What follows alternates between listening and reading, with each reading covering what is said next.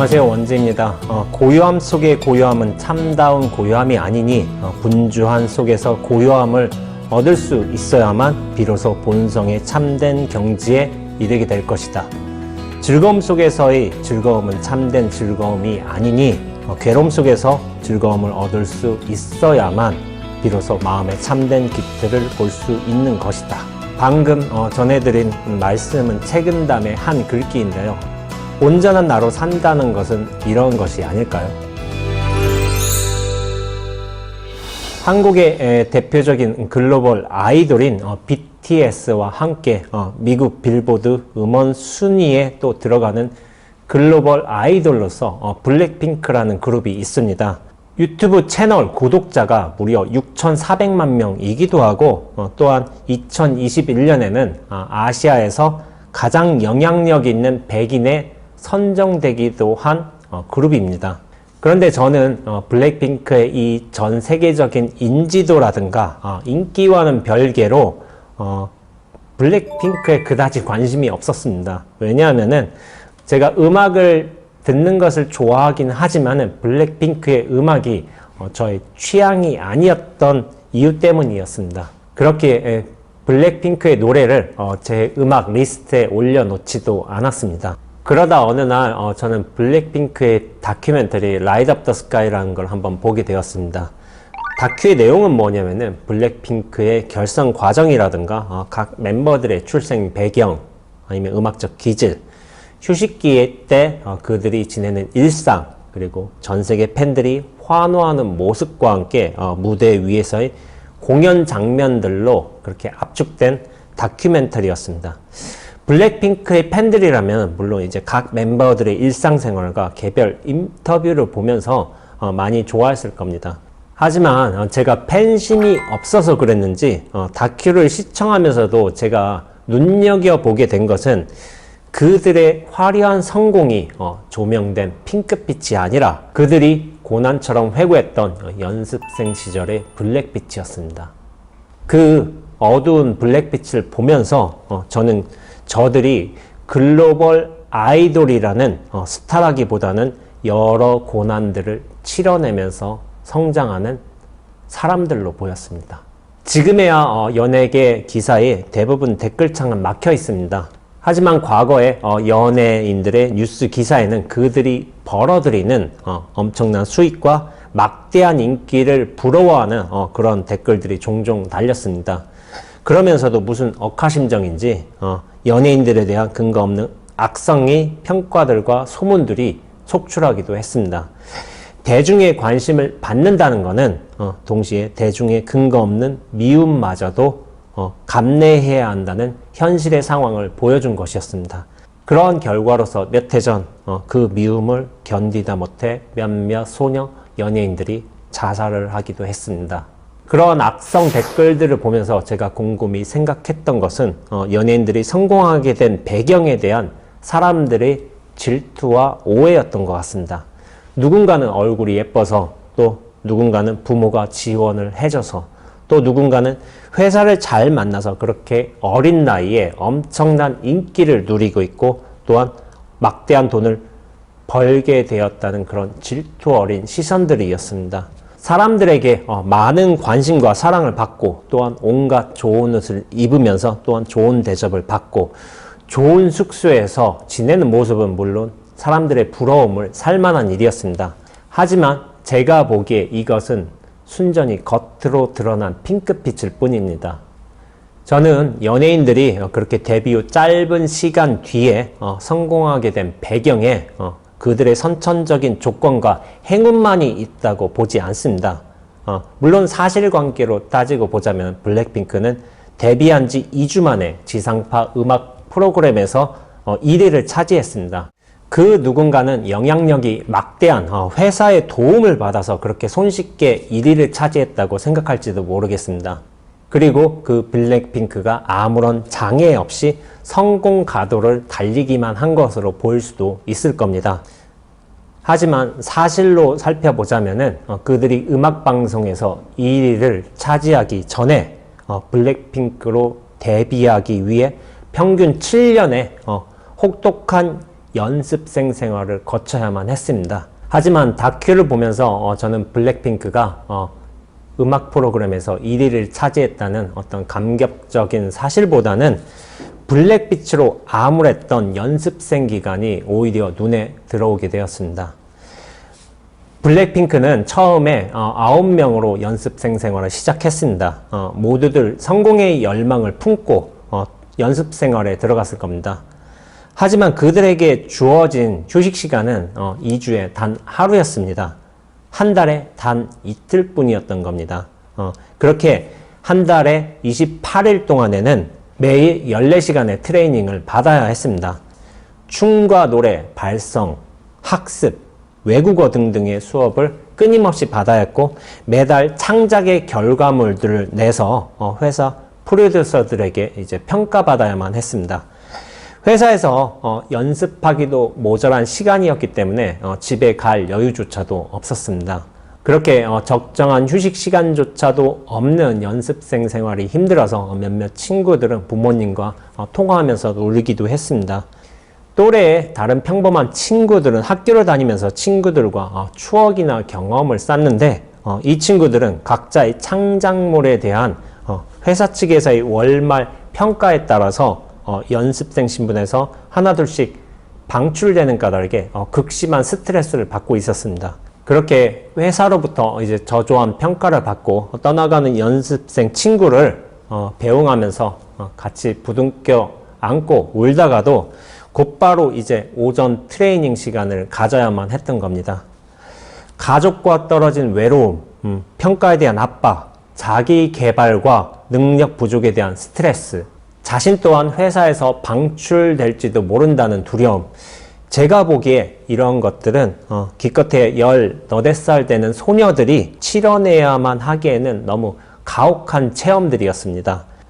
그러면서도 그들에게는 정신을 추스르면서 살아남아야만 한다는 그런 단 하나의 과제만 남았을 뿐이었습니다.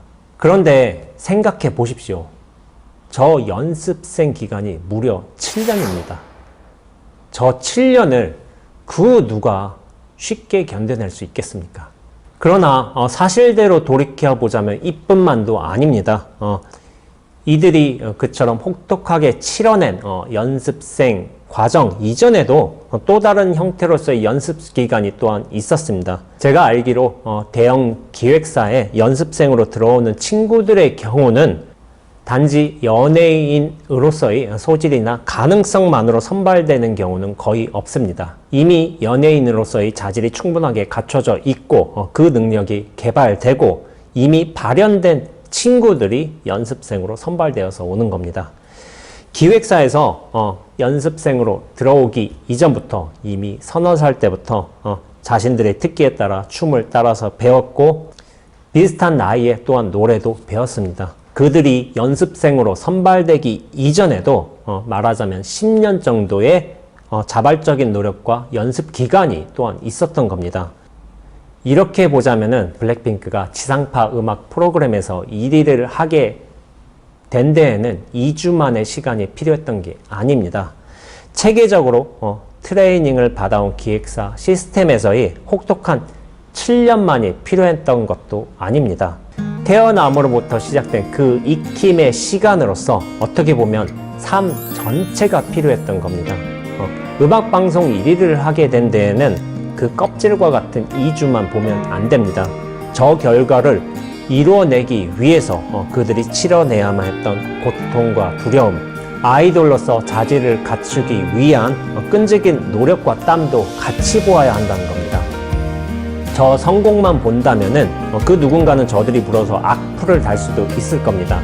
하지만 다큐멘터리를 통해서 저는 저 소녀들의 인내를 보았기에 어떻게 보면 어린 소녀들을 일지언정 저는 그들에게 존경의 마음을 품게 되었습니다. 그러면서 저는 블랙핑크가 속한 아이돌판이 아니라 제가 속한 수행판에 대해서도 한번 생각해 보게 되었습니다. 제가 선언에서 정진하며 느낀 사실이기도 하지만은 간혹 수행을 하면서 처음부터 발군의 기질을 보인 좀 수행자가 있기도 합니다. 저와 같이 수행을 하신 분들 중에 도반 스님들 중에도 분명 그러한 분들이 있었습니다. 남보다 곧잘 선정에 들어가고 좌선 자세도 흐트러지지도 않고 혼침에 빠지는 경우도 거의 없었고 경전이나 어록에 대한 이해도 상당한 분이 분명히 있었던 겁니다. 이럴 경우 대부분의 사람들은 상근기라 수행을 잘한다 라는 식으로 해석을 하기도 합니다. 그렇게 수행을 처음부터 잘하는 이유에 대해서 달리 이해할 방법이 없기 때문에 전생부터 쌓아온 성근을 막연하게 언급하는 경우도 많습니다. 하지만 저는 이런 해석을 그다지 신임하지는 않습니다. 수행을 잘하고 못하고는 이제 선천적인 근기로 인해서 불공평하게 결정되는 것이 아니라 그가 직접 살아온 삶 전체가 그를 수행자로 만들기에 적합한 경험과 기회를 주었다고 생각하고 있는 편입니다. 실제 처음부터 수행 경지가 남다른 스님들의 출가 이전의 삶을 들여다봐도 그랬습니다. 그 삶의 경험 내용 대부분은 사실은 처절한 고통이면서 극심한 자기 탐구인 경우가 많았습니다. 그렇게 어려서부터 전체의 삶을 치러내면서 본인 스스로 뼈를 깎는 수준의 노력을 했던 겁니다. 삶의 경험에서 우러난 그런 실패와 눈물이 모여서 수행을 해나가기에 적합한 근기를 형성했던 것이지, 근기라는 게 결코 선천적으로 타고난 것이 아님을 저는 여러 뛰어난 수행자들을 통해서 확인했던 겁니다. 그렇게 제가 해석하는 근기는 선천적으로 결정된 차별이 아니라 삶의 경험을 치러내며 형성된 후천적인 노력과 탐구의 결과입니다. 그렇게 저는 수행의 경지가 남달라 보이는 다른 뛰어난 수행자를 보면은 그 수행의 결과만 보고 부러워한다기보다는 그가 삶 전체로 치러내야만 했던 눈에 보이지 않는 노력과 눈물들이 가슴속에 먼저 그려지는 편입니다. 좌선이나 연불, 절이나 참선, 마음챙김 등은 정형화되고 공식적인 수행 방법입니다.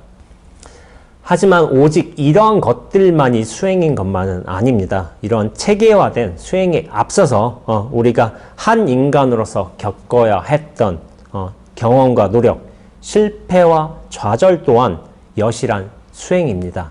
다만 우리는 이를 정규화된 수행이라 여기지 않았을 뿐이지, 사실 우리는 삶을 통해서 그 언제나 어디서든 여실하게 수행을 해오고 있었던 겁니다. 그렇게 우리는 이 수행을 단 한순간도 떠나지 않았다고 말할 수도 있는 겁니다. 2006년에 해인사로 출가한 저는 참선 수행에 대한 믿음이 확고했습니다.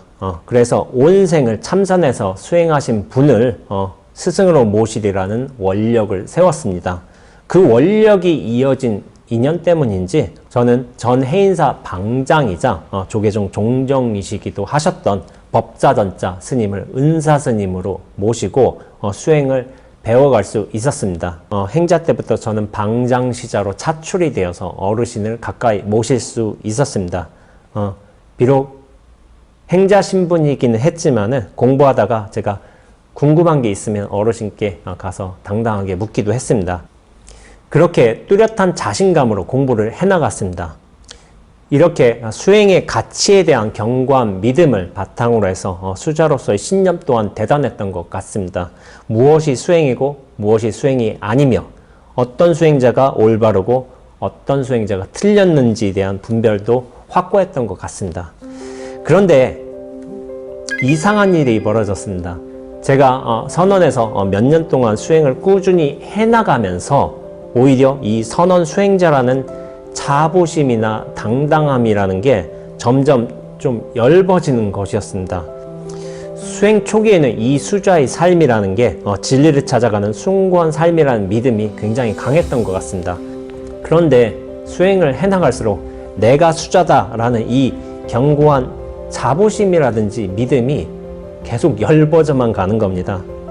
그런데도 이상할 만치 저의 마음은 좀 편해져 가고 있었습니다. 그러면서 달라지는 것들이 있었습니다.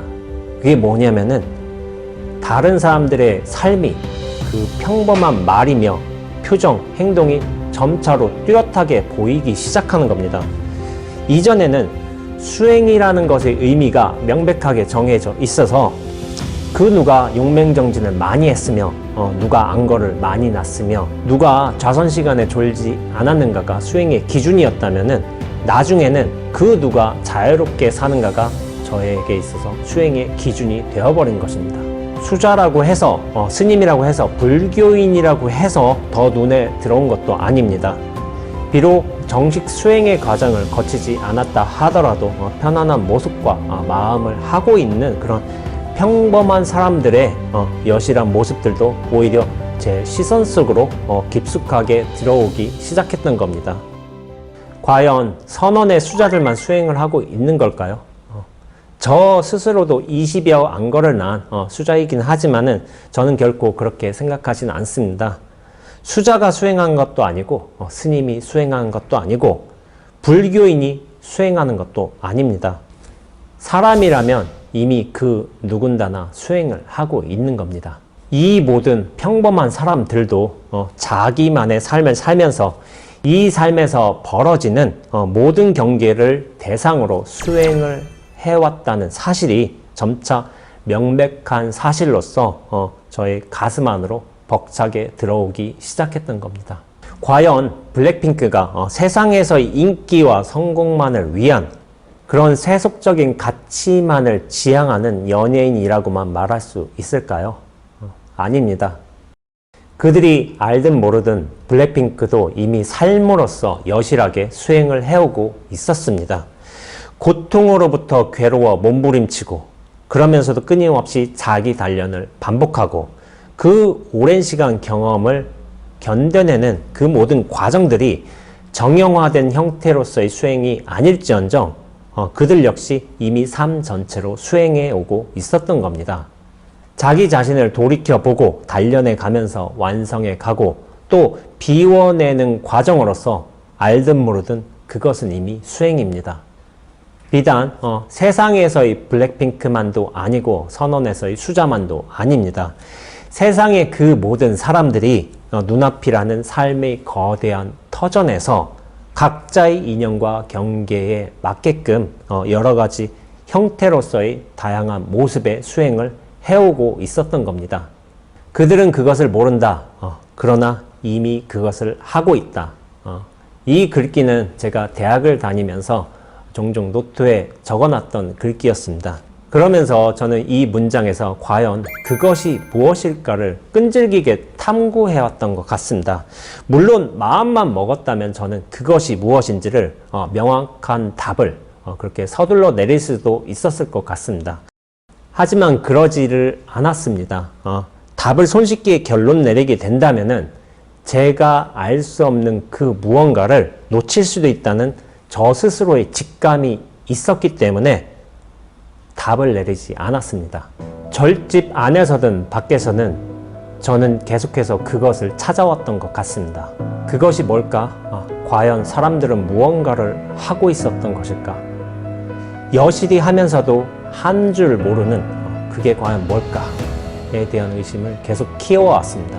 그런데 이상한 일이었습니다. 그 의심이 깊어질수록 저는 제가 찾는 그 알 수 없는 의미나 형체의 그것 또한 한없이 깊고도 넓어짐을 느끼고 있었던 겁니다.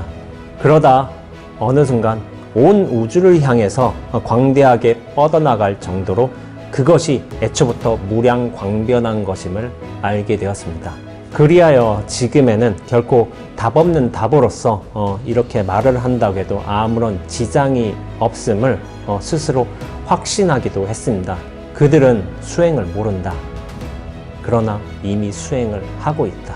삶이 시작된 순간 우리는 이미 수행을 시작했다는 사실이 저에게는 진실로 다가왔습니다. 그동안 저는 저의 수행담을 통해서 온전한 나로 살아가는 방법에 대해서 이야기를 나눴습니다. 그리고 오늘은 그 이야기에 마침표를 찍는 시간이 되었습니다. 저희 이야기가 여러분들의 수행에 도움이 되었으면 좋겠습니다. 뜻밖의 이별에 아쉬워할 분들이 계실 것 같아서 마지막 시간은 여러분들과 직접 소통하는 시간을 가지려고 합니다. 많은 참여 부탁드립니다. 그럼 우리 적당히 건강하고 적당히 행복합시다. 원지였습니다.